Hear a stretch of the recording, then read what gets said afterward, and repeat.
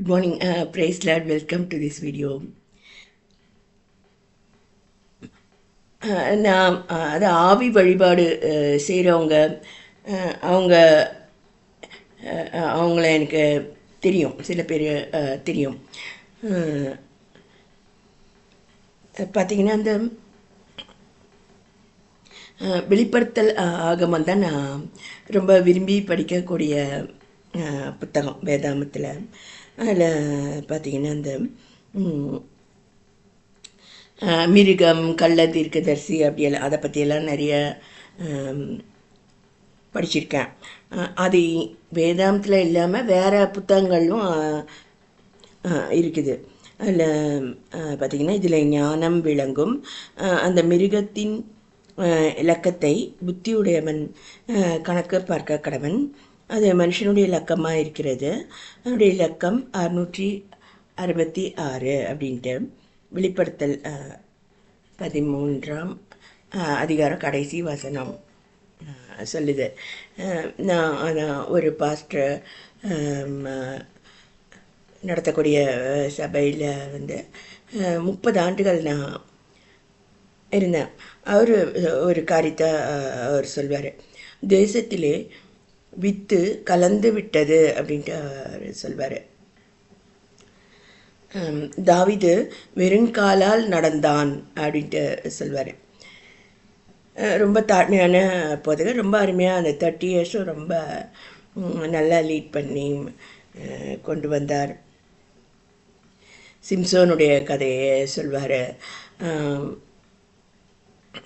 அவனுடைய டெடிக்கேஷனால் அவன் திரும்பவும் கத்தரை நோக்கி கூப்பிடும்போது கத்தரை அவனை அபிஷேகித்து பெரிய அளவில் வெற்றியை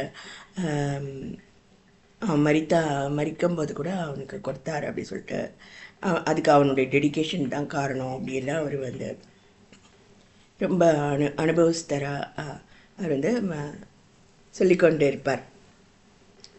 நல்லா என்ஜாய் பண்ணி அந்த சபையில் எல்லாம் காணப்பட்டோம். அதுபோல் இந்த 666 இதெல்லாம் இனிமே வரப்போகுது அப்படி கிடையாது, ஏற்கனவே வந்தாச்சு. 666 666 அப்படின்னா அது சாத்தானுடைய எண்ணிக்கை தான். அது பார்த்திங்கன்னா இந்த சாத்தான் அவனுடைய பிள்ளைகள்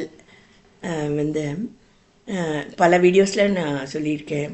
சோதோம் அல்லது எகிப்து அது அழிவுக்காக கத்தரை வைத்திருக்கிறார்.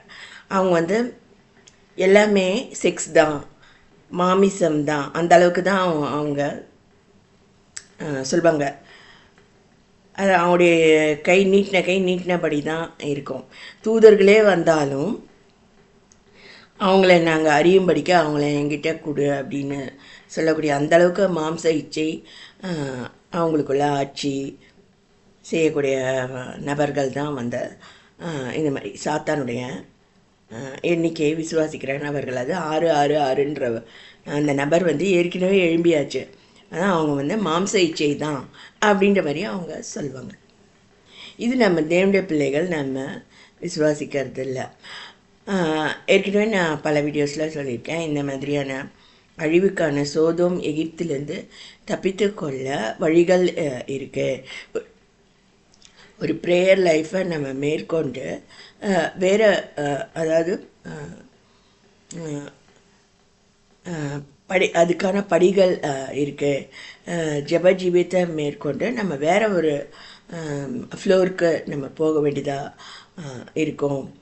அங்கே சரீரம் கர்த்தருக்கு உரியது, சரீரம் பேசித்தனத்துக்கு உரியது அல்ல, அல்லது மாம்ச இச்சை அதுக்கு உரியது அல்ல.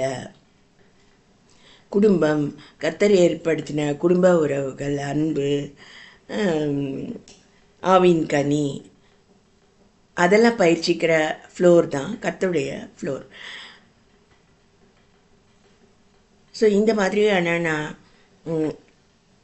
பயிற்சிகள் நமக்கு இல்லைன்னா இந்த 666 என்று சொல்லக்கூடிய அந்த போராட்டக்காரர்கள் அவங்க வந்து நம்மளை மாம்ச இச்சையான தீயில தள்ளிட முடியும்.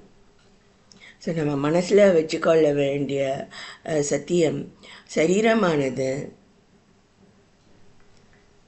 வேசித்தனத்துக்கு உரியது அல்ல, அல்லது மாம்ச இச்சைக்கு உரியது அல்ல, அது கர்த்தருக்கே உரியது. ஸோ நம்முடைய வித்துக்கள் கலந்து போன வித்தாக நம்ம குடும்பங்கள் காணப்படக்கூடாது. இதை தான் அந்த சீனியர் பாஸ்டர் வந்து சொல்லிக்கொண்டு இருந்தார். இதில் இப்போ மறந்து போகக்கூடிய சூழ்நிலை, சோதோம், எகிப்து, அதில் வந்து இந்த 666 அந்த சேனைகள் வந்து உருவாக்கி அவங்க ஓரளவுக்கு வெற்றியும் கண்டிருக்கிறாங்க. அதை தான் நான் பார்க்குறேன். ஸோ எச்சரிக்கையாக இருக்க வேண்டியது, உங்களை எச்சரிக்கை செய்ய வேண்டியது என்னுடைய கடமையாக இருக்கு. நானும் உங்களுக்காக விண்ணப்பம் பண்ணாதிருப்பேன் ஆகில் கர்த்தருக்கு விரோதமாக பாவம் செய்கிறவனாக காணப்படுவேன். சாமுவேல் சொன்னது போல் நான் உங்களுக்காக விண்ணப்பம் செய்கிறேன். இந்த வீடு ஜெப வீடு தான். உங்களை எச்சரிக்கையும் செய்கிறேன். உங்களுடைய குடும்பங்களை எச்சரிக்கையாக நீங்கள் உங்களுடைய பிள்ளைகளை எச்சரிக்கையாக காத்துக்கொள்ளுங்க. சாத்தானுடைய பொறாமை தீ, கோபத்தீ, காமத்தீ அவைகளுக்கு இடம் கொடாமல் அன்பு, கர்த்தருடைய அன்பு ஐக்கியங்களில் வந்து நம்ம வளர்ந்தால் அழிவுக்கு தப்பித்து கொள்ளலாம்.